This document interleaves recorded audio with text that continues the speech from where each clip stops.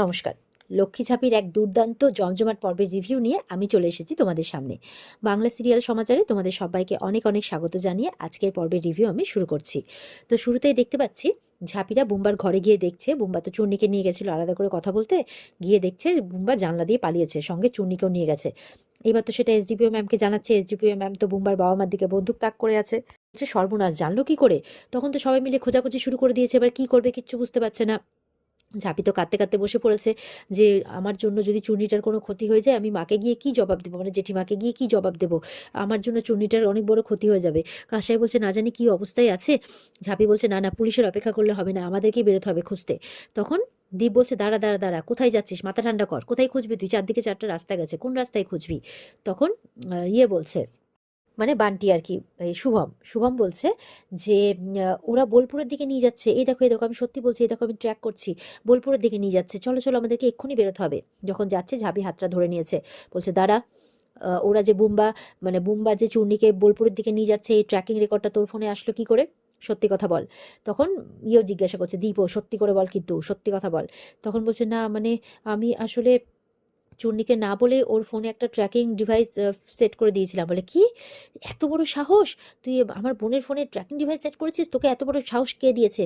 বলে না মানে আমার একটু রাগ হয়েছিল, তো আমি আসলে চূর্ণিকে ভালোবাসি, তাই আমি ভেবেছিলাম ও কখন কোথায় যাচ্ছে, কার সাথে দেখা করছে, আমি সেটা একটু খোঁজ নেব। তখন ঝাঁপি বলছে তোর এত বড় সাহস, তুই ভালোবাসছিস বাস, কিন্তু তা বলে তুই একজনের পার্সোনাল লাইফে সে কোথায় যাচ্ছে কি করছে সেখানে তুই ইন্টারফেয়ার করে বসবি, সেটা তুই খোঁজ খবর রাখবি? তোকে এত বড় সাহস কে দিয়েছে? তো এরকম করছে আর কি, তোকে মেরেই দেবে এরকম একটা ব্যাপার। তখন কাসায়ও খুব রেগে গেছে, কাসায়ও তেড়ে এসছে শুভমের দিকে। তখন সবাই দেখছে যে না, ওই পুলিশকে রিপোর্ট করতে যাচ্ছে, মানে এই ব্যাপারটা জানাবে এসডিপিও ম্যামকে। আর তার সঙ্গে বলছে যে এখনের মতো খুঁজতে যায়। দীপ বলছে চূর্ণির ব্যাপারটাই, এখন ওকে যাই খুঁজে বের করি, তারপর তোর ব্যাপার আমি দেখছি। এই বলে সবাই মিলে ওই ট্র্যাকিং ডিভাইস, মানে ওটা ট্র্যাক করা, ওটা দেখতে দেখতে আর কি বেরোয় গাড়ি নিয়ে। আর ওদিকে বুম্বা নিয়ে যাচ্ছে চূর্ণিকে গাড়ি করে, বলে আরেকটু পার করলে আর আমাদেরকে কেউ খুঁজে পাবে না, তারপর আমরা মানে সুন্দরভাবে সংসার করবো, রোম্যান্স করবো, তাই বলছে। চুনি তো মনে মনে মা ছাড়া লক্ষ্মীকে ডাকছে, আর মনে মনে বলছে দাদা ভাইরা আজ ঝাঁপিটা নিশ্চয় আমাকে বাঁচাতে আসছে, আমাকে বাঁচিয়ে নাও মা ছাড়া লক্ষ্মী। তাই বলছে, চুপ করে বসে আছে, কোনো কথা বলছে না।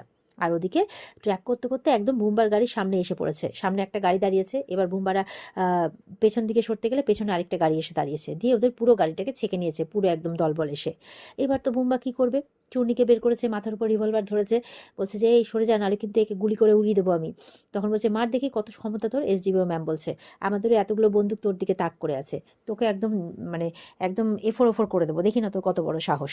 তো এবার তো মনে মনে বলছে বুম্বা, না না ভয় পেলে হবে না, আমি জানি যে এই সঙ্গে থাকলে কেউ আমার কিচ্ছু করতে পারবে না। তাই বলছে যে একে কিন্তু আমি গুলি করে দেবো। তখন চুনিকে টানতে টানতে গাড়িতে উঠাচ্ছে। ওদিকে ঝাঁপি মনে মনে বলছে চুনি একবার আমার দিকে তাকায়, একবার আমার দিকে তাকায়, হিমা ছাড়া লক্ষ্মী একবার ও আমার দিকে তাকাক। এই করতে করতে চুন্নি একবার ঝাঁপির দিকে তাকিয়েছে, তখন ঝাঁপি ওকে চোখে চোখে ইশারা করছে মারার জন্য, কারণ এখন যা করার চুন্নিকেই করতে হবে। তখন চুন্নি কি করছে, একটা এমন লাথি মেরেছে, তখন বুম্বা একদম মুখ থুবড়ে পড়েছে, আর তখন বুম্বাকে ধরে ফেলেছে। আর ধরেই তো একদম আহ ইয়ে দীপ আর কি, আমার বোনকে তুই তুলে নিয়ে যাবি, ঝাঁপির ক্ষতি করবি, এ একদম চরের পর চর মারছে। ঝাঁপি এসছে, ঝাঁপি বলছে তোর জন্য তো আমার একটা চরই কাফি, এই বলে আবার ও চরের পর চর মারছে। এবার এসডিপিও ম্যাম বলছে চল এবার তুই মামার বাড়িতে ভাত খাবি, দেখ দেখ কেমন মজা লাগে। তো ঝাঁপি বলছে ওকে দিয়ে আগে কনফেশনটা নিতে হবে ওর, যে কে ওকে দিয়ে কি করিয়েছে না করিয়েছে, এবার সেটারই প্রস্তুতি নিচ্ছে সবাই। এবার বুম্বা কি করে, ভয়ে সবকিছু কিন্তু সত্যি কথা বলে দেয়, যে রনিতি ওকে দিয়ে সব কাজ করিয়েছে।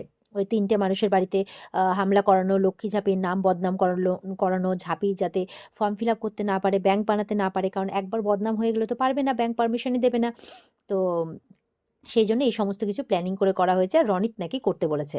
তো ব্যাস সবার সামনে সত্যিটা চলে আসে, সবাই অবাক হয়ে যায় শুনে। তো ঝাঁপিয়ে এবার আর সবকিছু কিন্তু লাইভ হচ্ছে, সবাই দেখতে পাচ্ছে, রনি তো বাড়িতে বসে দেখছে, রনি তিনকা দুজনেই তো দেখে অবাক।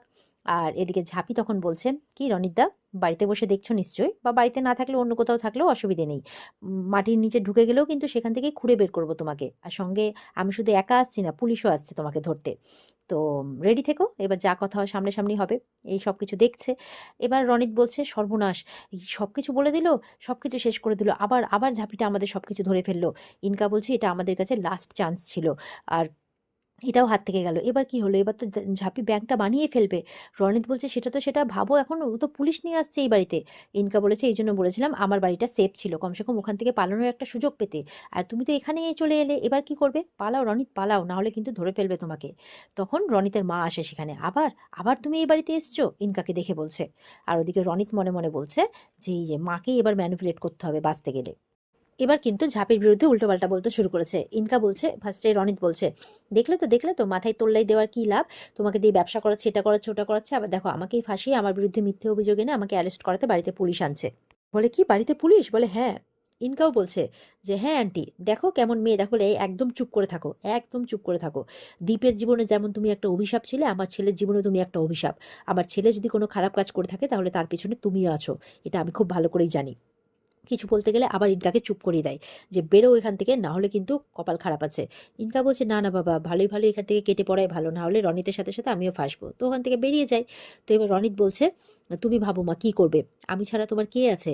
আমি কি ভাবছো আমি না থাকলে দীপ আর ঝাঁপি তোমাকে দেখবে? কখনো না। তাই যদি হতো তাহলে ওই বাড়িতে যাওয়ার পারমিশন তোমার থাকতো না কেন বলো? এইভাবে কেন পড়ে থাকতে তুমি?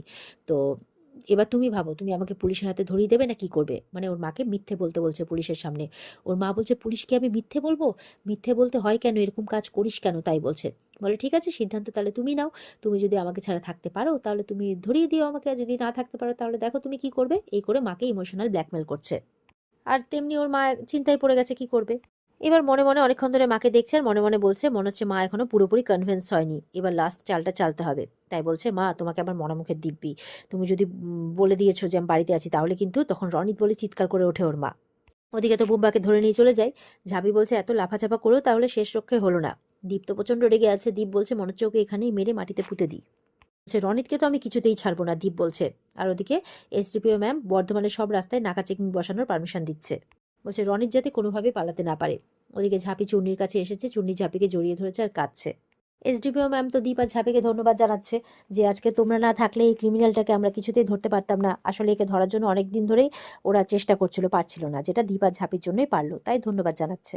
এসডিপিও ম্যাম বলছে, "তুমি চিন্তা করো না, আমি সাইবার ডিপার্টমেন্টকে জানাচ্ছি এই ভিডিওটা যাতে এমনভাবে ছড়িয়ে যায় যে একদম দিল্লির ওই বোর্ডের কাছে গিয়েও যাতে এই ভিডিওটা পৌঁছায়।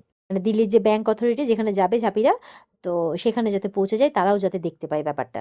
এবার চুন্নি বলছে, "তোরা জানলি কি করে যে আমাকে এই রাস্তা দিয়ে ও নিয়ে যাচ্ছে? আমাকে পেলি কি করে তোরা? আমি ঘরে ফুলদানিটা ফেলেছিলাম এটা বোঝানোর জন্য যে আমাদের মধ্যে ঝামেলা চলছে।" তো এবার ঝাঁপি ওই শুভমের কাছে যায়, বলছে, "এই যে শুভমের জন্য, ও তোর ফোনে আসলে একটা থার্ড পার্টি অ্যাপ ইনস্টল করে দিয়েছিল, সেটার মাধ্যমে সেটা দিয়ে ও জানতে পারতো তুই কখন কোথায় যাচ্ছিস আর তোর পিছন করতে পারতো।" তখন বলছে যে, তুমি তুমি আমার পেছনে স্পাইগিরি করতে?" তাই বলছে। তো ঝাঁপি বলছে, ভাগ্যক্রমে সেই অ্যাপই আবার তোকে আজকে বাঁচিয়ে দিল।" তো চুনি বলছে, "কিন্তু কেন?" কাসাই বলছে, "আরে বুঝতে পারছিস না, তোকে ভালোবাসে যে। ও লুকিয়ে লুকিয়ে দেখছিল তুই অন্য কোনো ছেলের সাথে কিছু করছিস কিনা, তাই।" এবার তো চুন্নি একদম প্রচন্ড রেগে গেছে। এবার তো ঝাঁপিয়া দ্বীপ বলছে, "হলো এবার এর অবস্থা খারাপ।" চুন্নি বলছে, "তোমার এত বড় সাহস, তুমি একটা মেয়েকে না জানিয়ে আমার ফোন ট্র্যাকার সেট করেছো?" বলছে, "আমি আসলে তোকে তোকে খুব খুব মানে তোতলাচ্ছে, খুব ভালোবাসি।" চুন্নি একদম কষে একটা চড় লাগিয়েছে। সবাই তো দেখে অবাক। শুভম মনে মনে বলছে, "তুমি আমাকে যাই করো না কেন, যাই অপমান করো না কেন, যতই মারো না কেন, আমি তোমার পিছু ছাড়ছি না।"